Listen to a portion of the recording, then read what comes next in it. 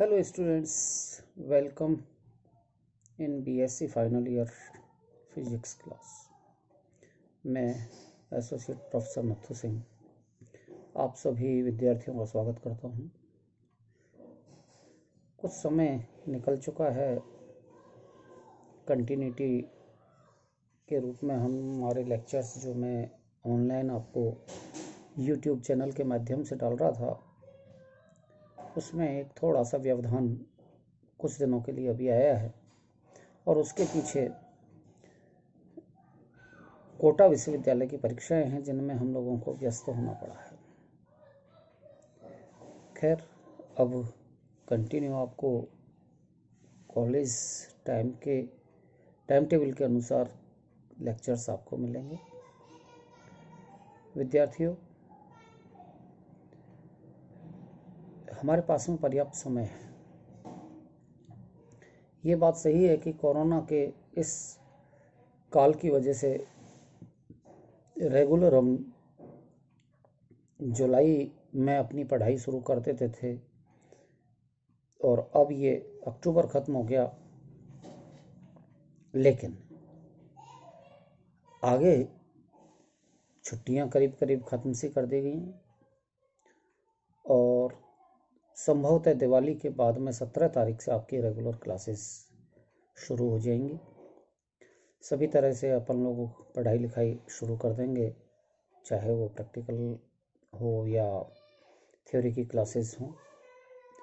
और नवंबर, दिसंबर, जनवरी, फरवरी और मार्च तक का अपन को समय मिलेगा।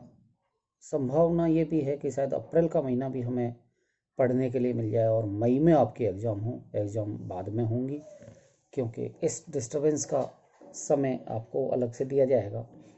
तो मई में जब एग्ज़ाम होंगी तो हमारे पास में पर्याप्त समय होगा, इसलिए सिलेबस भी हम कंप्लीट कर लेंगे, पढ़ लेंगे।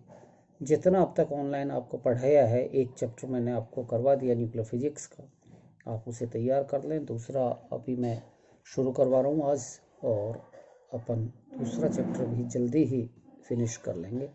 तो इस तरह से कुछ कोर्स तो हमारे इस पेपर का हो जाएगा और बाकी रेगुलर जब हम पढ़ेंगे तो अपना काम हो जाएगा, पढ़ाई अपनी कंप्लीट हो जाएगी। तो सिलेबस के हिसाब से तो आप लोग बिल्कुल रेगुलर पढ़ते रहें जो बताया जाए, और कोर्स हमारा कंप्लीट हो जाएगा। अब आगे हम लोगों ने पहला चैप्टर पढ़ा था न्यूक्लियर प्रॉपर्टीज़, और न्यूक्लियर प्रॉपर्टीज़ का ही ये दूसरा चैप्टर है जिसमें बाइंडिंग एनर्जी से संबंधित है। लेकिन इसमें सबसे पहले हमें इसके इंट्रोडक्शन के बारे में, इस चैप्टर के इंट्रोडक्शन के बारे में देखना है कि परमाणु में नाभिक किस तरह का होता है, नाभिक का मॉडल क्या है। अभी तक हम लोग ठीक से नहीं पढ़ पा रहे, नहीं समझ पाए कि एक्चुअल नाभिक है क्या, किस तरह से है, क्योंकि रदरफोर्ड के एक्सपेरिमेंट से तो सिर्फ हमें इतना ही पता लगा है कि नाभिक एक हिस्सा है परमाणु का जो केंद्रीय भाग है और वो धनात्मक है। अब उसमें क्या है, इस बारे में कुछ बहुत ज़्यादा पता नहीं लगा है। तो नाभिक के अलग अलग मॉडल्स के बारे में इस चैप्टर में हमें पढ़ना है और उसके बाद में बाइंडिंग एनर्जी पर आना है। पहला मॉडल हम ये मान के चलते हैं कि नाभिक के 2-3 तरह की प्रॉपर्टी है नाभिक में, कि एक तो ये है कि अल्फा प्रकीर्णन से ये स्पष्ट हुआ कि केंद्रीय भाग उसका हमेशा एक पॉजिटिव भाग होता है, धनात्मक है। इसका मतलब है कि नाभिक धनात्मक है। दूसरी चीज ये है कि अल्फा कण को अगर हम नाइट्रोजन के नाभिक से कोलाइड करवाएं, टक्कर करवाएं, तो हमें ऑक्सीजन मिलेगा, लेकिन ऑक्सीजन के साथ में एक पॉजिटिव कण भी मिलता है, धनात्मक कण भी मिलता है, और इस कण के रूप में जो जानकारी प्राप्त हुई ये प्रोटॉन है। तो इस तरह से प्रोटॉन की खोज हुई। और तीसरी बात और भी है कि रेडियो एक्टिविटी की प्रोसेस में अल्फा बीटा गामा किरणें नाभिक से निकलती हैं। तो विद्यार्थियों, रेडियो एक्टिविटी की प्रॉपर्टी नाभिकीय गुण है। और नाभिक से अल्फा कण जो धनात्मक हैं, बीटा कण, इन बीटा कणों के बारे में एक तो इलेक्ट्रॉन होते हैं, लेकिन ऐसा नहीं कि इलेक्ट्रॉन जो ऋणात्मक हैं केवल इलेक्ट्रॉन ही बीटा कण हैं, पॉजिट्रॉन भी होते हैं जो बीटा कणों में होते हैं। इनका द्रव्यमान, प्रॉपर्टीज सब कुछ इलेक्ट्रॉन के समतुल्य होती है, लेकिन आवेश इनका धनात्मक होता है। एनीवे, और गामा किरण निकलती है। अब अगर हम बीटा कणों की बात करते हैं, इलेक्ट्रॉन्स की बात करते हैं, और इलेक्ट्रॉन नाभिक से बाहर निकलते हैं, तो इसका मतलब है कि ऋणात्मक कण नाभिक में हो। तो पहला मॉडल जो सुझाया गया था वो नाभिक का इलेक्ट्रॉन प्रोटॉन मॉडल था, यानी कि नाभिक इलेक्ट्रॉन और प्रोटॉनों से मिलकर बना है, जिसमें प्रोटॉन और इलेक्ट्रॉन उस तरह से भरे हुए हैं जैसे कि उदाहरण अपन देखें, तरबूज में बीज होते हैं, तो इस तरह से यादृच्छिक रूप से इलेक्ट्रॉन भी उसमें भरे होते हैं। ये प्रोटॉन इलेक्ट्रॉन मॉडल है। ये बात अलग है कि ये प्रोटॉन इलेक्ट्रॉन मॉडल विभिन्न तथ्यों के आधार पर फिर गलत सिद्ध हुआ, लेकिन पहला मॉडल प्रोटॉन इलेक्ट्रॉन मॉडल है। इसको अभी हम देखते हैं। Okay students, so it's the chapter second, नाभिकीय बंधन ऊर्जा के रूप में है ये, बाइंडिंग एनर्जी, लेक्चर 16। तो जैसा मैं आपको बता रहा था कि पदार्थ और पदार्थ परमाणु से मिलकर बना है, और परमाणु में नाभिक होता है, और नाभिक के घटक क्या है, नाभिकीय कण क्या है, इसके बारे में हमें थोड़ा सा अध्ययन करना है, देखना है। तो मैं जैसा आपको बता रहा था कि एक तो रदरफोर्ड एक्सपेरिमेंट, कि रदरफोर्ड एक्सपेरिमेंट में ये स्पष्ट हो गया कि केंद्रीय भाग उसका पॉजिटिव होता है। और दूसरी चीज़ अल्फा कण की, जैसा मैं आपको बता रहा था कि अल्फा कण की अगर नाइट्रोजन के नाभिक से टक्कर की जाए तो नाइट्रोजन में के नाभिक में ये अल्फा कण प्रवेश कर जाता है, एंटर कर जाता है, और इससे जो कण प्राप्त होता है वो कण प्रोटॉन कहा गया, उसका नाम प्रोटॉन था। उसकी जो प्रॉपर्टीज थी कि वो एक धनात्मक कण है, और ये धनात्मक कण प्रोटॉन है जिसका एक निश्चित द्रव्यमान है। इस तरह से इसको एक्सप्लेन किया जा सकता है कि एक अल्फा कण जो हीलियम की नाभि होती है, इसको नाभिक, नाइट्रोजन के नाभिक से कोलाइड करवाया जाए, टक्कर करवाई जाए, तो इसमें एक ऑक्सीजन बनेगा और उसके साथ में ये एक कण प्राप्त होता है, और ये कण कहलाता है प्रोटॉन कण। तो पॉजिटिव कण P1, दिस इज पॉजिटिव, यानी कि प्रोटॉन कण के रूप में इसकी जानकारी प्राप्त हुई। तीसरी जो प्रॉपर्टी हम देखें, तो तीसरी बात रेडियो एक्टिविटी प्रोसेस में, जैसा मैं आपको बता रहा था कि रेडियो एक्टिवता में अल्फा कण धनात्मक हैं, बीटा कण इलेक्ट्रॉन के रूप में ऋणात्मक हैं, और गामा उदासीन कण है। अगर हम ये कहें कि बीटा कण ऋणात्मक हैं और रेडियो एक्टिविटी की घटना नाभिकीय विखंडन की घटना है, इसका मतलब बीटा कण जो ऋणात्मक है ये नाभिक में होना चाहिए, और अगर ये नाभिक में है तो नाभिक में पॉजिटिव ही पॉजिटिव नहीं, ऋणात्मक भी होना चाहिए। इसलिए ये माना गया कि नाभिक हमारा प्रोटॉन और इलेक्ट्रॉन से बना हुआ हो। इस तरह के मॉडल को नाम दिया proton electron model of nucleus. ये बात अलग है कि जो बाद में ये गलत सिद्ध हुआ। तो इस तरह से हमारी ये शुरुआत होती है proton electron model of the nucleus, नाभिक का प्रोटॉन इलेक्ट्रॉन मॉडल, और इसकी अस्वीकारोक्ति, अनएक्सेप्टेंस, कि ये स्वीकार नहीं हुआ।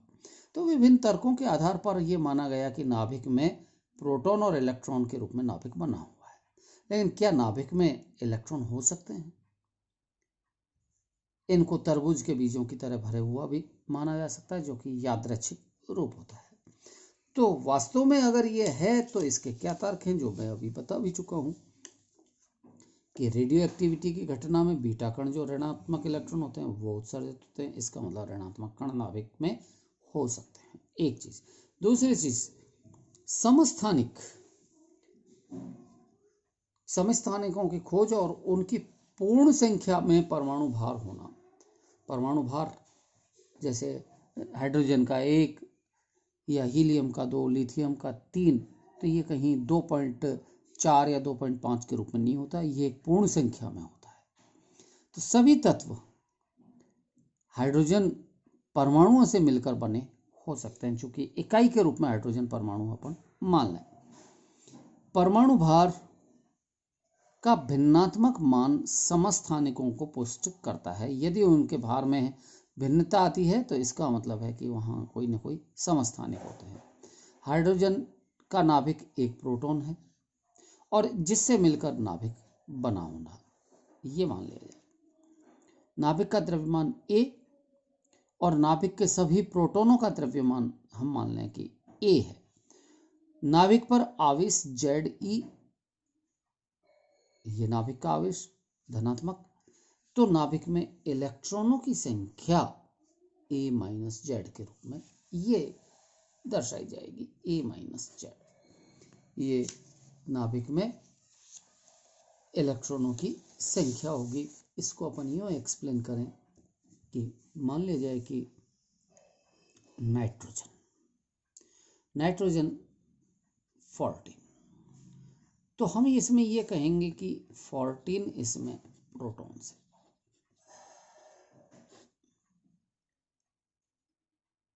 A = 14, लेकिन नाइट्रोजन का आवेश Ze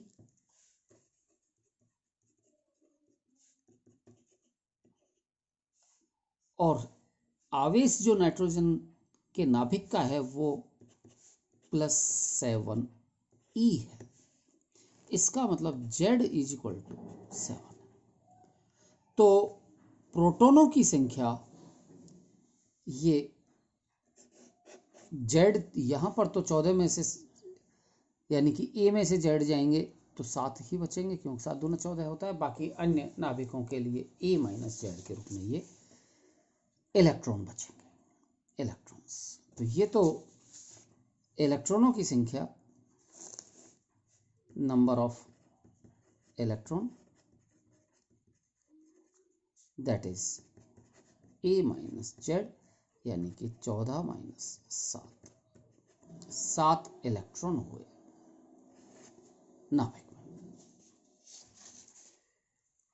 एग्जाम्पल भी यहां पर ये कोट किया है कि नाइट्रोजन का ये हमारे पास में नाभिक है,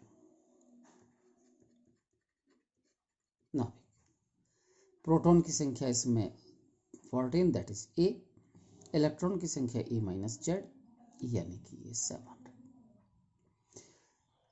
इसलिए नाइट्रोजन नाभिक का आवेश Ze यानी कि 7, इस तरह से Z की वैल्यू 7। तो हम ये कहेंगे कि नाइट्रोजन परमाणु में कुल प्रोटॉन 14, कुल परमाणु में, टोटल परमाणु की बात कर रहे हैं, तो परमाणु में 14 प्रोटॉन और 14 ही इलेक्ट्रॉन, क्योंकि परमाणु उदासीन होते। नाइट्रोजन परमाणु ये अपने आप में उदासीन है। इसमें हम प्रोटॉन की संख्या 14 की कह रहे हैं, तो proton that is 14, electron that is also 14, इसलिए उदासीन हो गया। अब प्रोटॉन में तो 14 है, इलेक्ट्रॉनों में से 14 में से 7 इलेक्ट्रॉन तो पहुंच गए नाभिक में, और शेष 7 इलेक्ट्रॉन नाभिक के चारों ओर।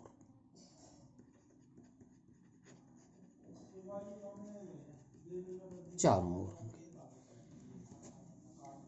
तो ये स्थिति होगी नाइट्रोजन एटम की, परमाणु की।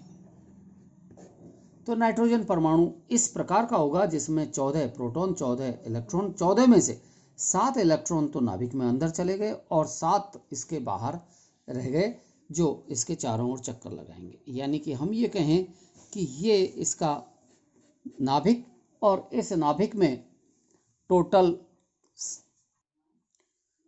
14 प्रोटॉन, 7 इलेक्ट्रॉन, इस तरह से ये नाभिक हुआ। अब इसमें शेष 7 इलेक्ट्रॉन इसमें बाहर, इस तरह का ये माना गया। तो ये जो मॉडल कहलाएगा वो proton electron model of nucleus, नाभिक का प्रोटॉन इलेक्ट्रॉन मॉडल होगा। तो ये प्रोटॉन इलेक्ट्रॉन मॉडल होता है।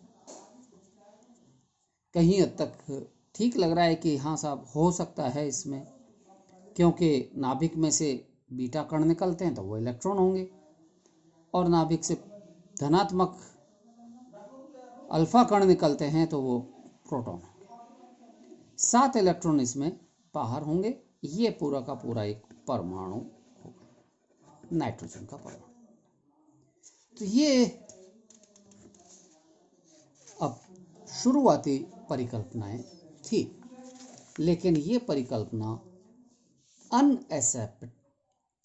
अनएक्सेप्टेंस में आई, यानी कि अस्वीकार होती हुई ये फेल हुआ ये मॉडल। अब ये क्यों फेल हुआ तो वो भी हम देखें कि क्या परमाणु के अंदर नाभिक इलेक्ट्रॉन हो सकते हैं। नाभिक के अंदर इलेक्ट्रॉन नहीं हो सकते, यानी कि it is the failure of proton electron model of the nucleus, non-existence of electrons inside the nucleus। नाभिक के अंदर इलेक्ट्रॉन नहीं हो सकते। इसके अलग अलग तर्क हैं, तो कुछ तर्कों में एक एक करके हम देखें। तो पहला तर्क है कोणीय संवेग का आधार, एंगुलर मोमेंटम।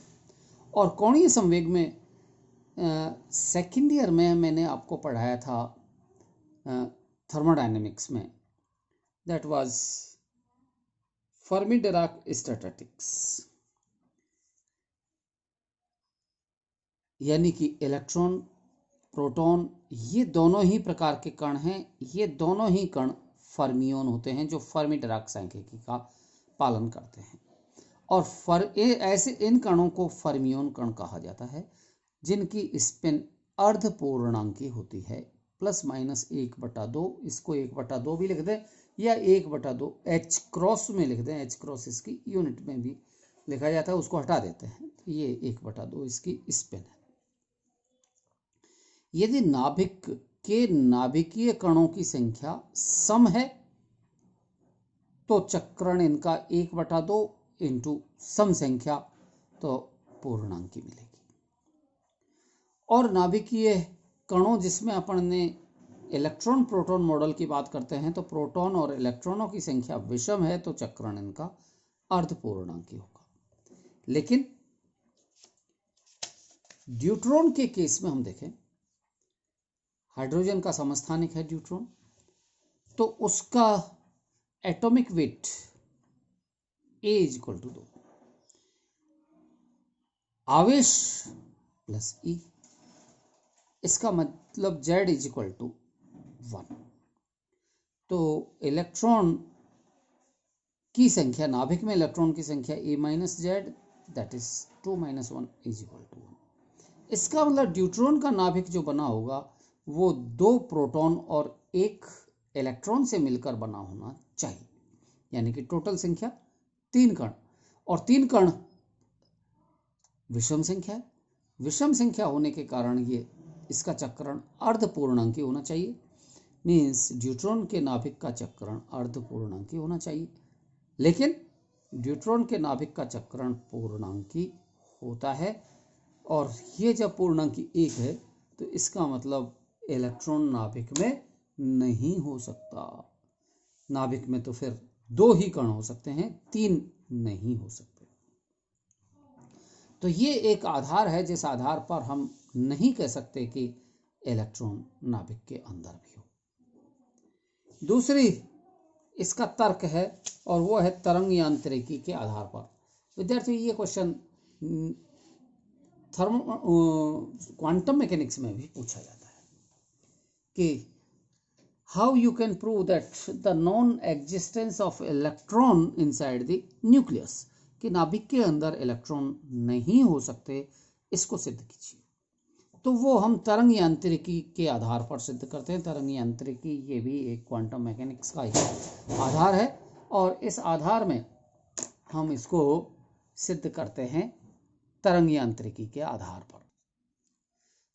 तो विद्यार्थियों, हम ये माने कि नाभिक के अंदर प्रोटॉन भी है, इलेक्ट्रॉन भी नाभिक में है। इसका मतलब वो नाभिक में इस जगह से लेकर के कहीं भी हो सकता है, इस त्रिज्या में हो सकता है, और इस त्रिज्या को हम नाभिकीय कण की स्थिति की अनिश्चितता कह सकते हैं। तो स्थिति की अनिश्चितता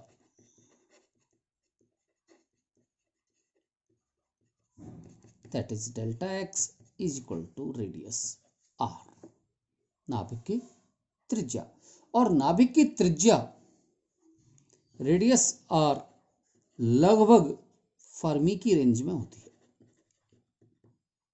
और फर्मी होता है 10⁻⁻15 मीटर। अब इसको 10⁻⁻15 समथिंग में लें तो नियर अबाउट R0 लिया जाए लगभग 10⁻14 metre.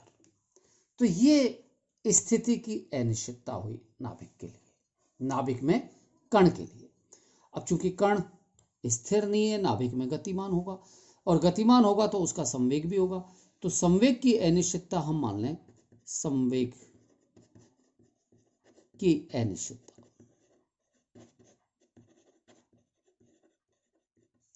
That is delta px। तो हाइजेनबर्ग ने अनिश्चितता सिद्धांत दिया delta x into delta px is greater than और equal to h cross upon 2, यानी कि ये अनिश्चितताओं का गुणनफल h क्रॉस अपॉन 2 से अधिक होता है। अब इसको हम रफली लेके भी चलें तो delta x into delta px लगभग h क्रॉस ले लें, h क्रॉस अपॉन 2 ले लें, जितना भी लें, लेकिन ये इससे ज़्यादा ही होता है। तो h क्रॉस अपॉन 2 के रूप में हमने ये लिया delta x into delta P x is equal लगभग h क्रॉस अपॉन 2, इसलिए डेल्टा px संवेग की अनिश्चितता, और ये आ जाएगी h cross upon 2 delta x। Delta x की वैल्यू 10⁻⁻14 मीटर। h क्रॉस, इस h क्रॉस की वैल्यू हम जानते हैं h Planck constant, h cross is equal to होता है h अपॉन 2 पाई। h की वैल्यू 6.62 इंटू 10⁻34 अपॉन 2 इंटू 3.14, और ये वैल्यू होती है 1.014 इंटू 10⁻⁻14। तो इस तरह से h क्रॉस अपॉन 2 इंटू ये, और इसकी वैल्यू आएगी 5.3 into 10⁻20 joule second upon metre. 14 ये है, 34 ये है, तो ये ऊपर जाएगा, प्लस में हो जाएगा, इतना हो जाएगा। ओके, सो नेक्स्ट, इसलिए इलेक्ट्रॉन को अगर हम नाभिक के अंदर मान रहे हैं, इलेक्ट्रॉन नाभिक के अंदर है, तो इसकी ऊर्जा E इज इक्वल टू, ऊर्जा की वैल्यू गत वर्ष हम लोगों ने पढ़ी थी रिलेटिविटी में, E square is equal to P square C square plus m0 square c4। E क्या मान √, और यहाँ ये गति के कारण है, ये स्थिति के कारण है। तो स्थिति को अगर हम नेग्लिजिबल मान लें, चूंकि गति है तो ये लगभग पी स्क्वायर सी स्क्वायर का अंडर रूट यानी कि पी इंटू सी, और ये पी कन्वर्ट होगा किसमें, संवेग की अनिश्चितता में। तो E is nearly equal to delta P X into C. इस तरह से ऊर्जा की वैल्यू आएगी। तो ये value delta P X into C value जब सब्सटीट्यूट की हमने, तो इसका मान लगभग 20 MeV के आसपास आता है, 10 से 20 के बीच में। और ये ऊर्जा बहुत ज़्यादा ऊर्जा होती है। रेडियो एक्टिविटी की प्रोसेस में जो बीटा कण निकलते हैं उनकी ऊर्जा 4 MeV से अधिक नहीं होती। बाहर इलेक्ट्रॉन निकल रहा है, अगर हम रेडियो एक्टिविटी प्रोसेस को नाभिकीय प्रोसेस कह रहे हैं और नाभिक में से इलेक्ट्रॉन बाहर निकलता है, तो इसकी ऊर्जा E it is not more than 4 MeV, कम ही होती है इससे। और हम ये कहते हैं कि अगर इलेक्ट्रॉन इसमें अंदर है तो इसकी ऊर्जा लगभग 20 MeV होनी चाहिए, तो 20 MeV का बाहर निकलना चाहिए। तो ये दोनों चीज़ें कॉन्ट्राडिक्शन हैं, एक दूसरे के विरोधाभासी हैं, और इस विरोधाभास के कारण हम कहते हैं कि इलेक्ट्रॉन नाभिक के अंदर नहीं हो सकता। इसके अलावा तीसरा जो तर्क है वो है सांख्यिकी के आधार पर हम देखें तो अभी मैंने आपको बताया था कि सांख्यिकी में नाइट्रोजन को ही ले लें। नाइट्रोजन में नाभिकीय कणों की संख्या 14, यानी कि 14 प्रोटॉन हो गए, इसमें 7 इलेक्ट्रॉन हो गए, दोनों मिलाकर के 21 विषम संख्या है। इसका मतलब है कि अर्धपूर्णांकी है, तो ये अर्धपूर्णांकी जो स्पिन होती है वो फर्मी-डिरॉक सांख्यिकी की होनी चाहिए, यानी कि इसका अध्ययन फर्मी-डिरॉक से होना चाहिए। लेकिन प्रायोगिक रूप से पता लगा है कि नाइट्रोजन का नाभिक तो बोस-आइंस्टीन सांख्यिकी के आधार पर होता है, और बोस-आइंस्टीन में स्पिन पूर्णांकी होती है। तो यहाँ सांख्यिकी फर्मी-डिरॉक होनी चाहिए। यदि नाभिक प्रोटॉन प्लस इलेक्ट्रॉन के रूप में है तब तो ये होना चाहिए फर्मी-डिरॉक, और ऐसा होता नहीं है, प्रायोगिक रूप से ये बोस-आइंस्टीन का होता है, तो ये चीज़ भी कॉन्ट्राडिक्शन होती है। ओके, इसी तरह से एक चौथा इसका तर्क है चुंबकीय आघूर्ण के आधार पर। तो विद्यार्थियों, चुंबकीय आघूर्ण में दो बातें हम देखते हैं। चुंबकीय आघूर्ण दो तरह से होता है, एक तो चुंबकीय आघूर्ण होता है नाभिक का, और दूसरा चुंबकीय आघूर्ण होता है इलेक्ट्रॉन का। फॉर्मूला है magnetic moment mu, N is equal to E H cross upon 2 M N, ये फॉर्मूला होता है, इंटू C प्रकाश का वेग, ये आता है। तो ये इसकी इकाई न्यूक्लियर मैग्नेटॉन में होती है।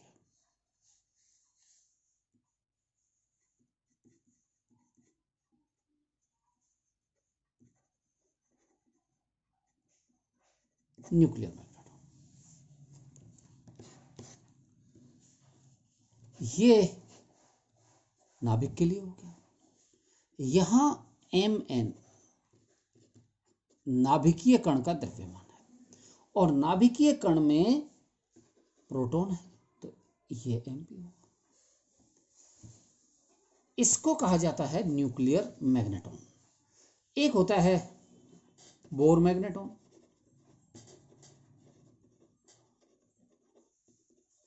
दैट इज म्यू बी, इसकी value E H cross upon 2 MP into C, ये बोर मैग्नेटॉन है, सॉरी ME।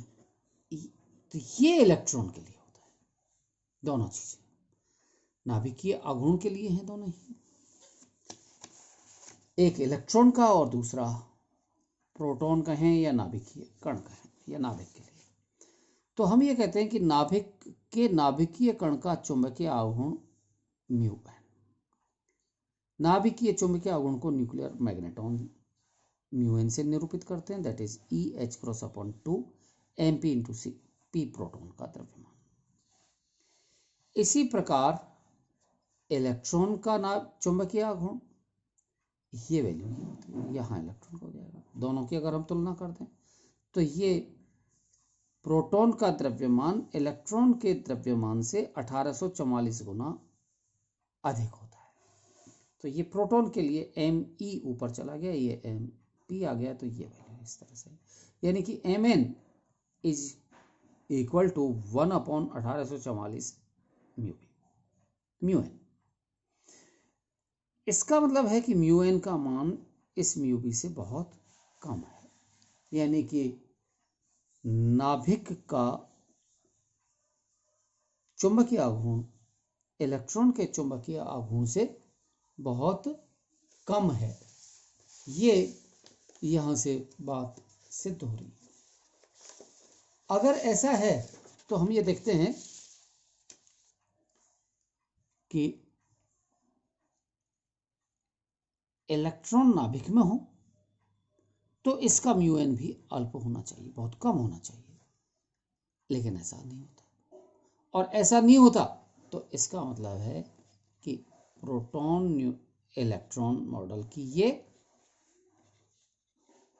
फेलियर इस कंडीशन है,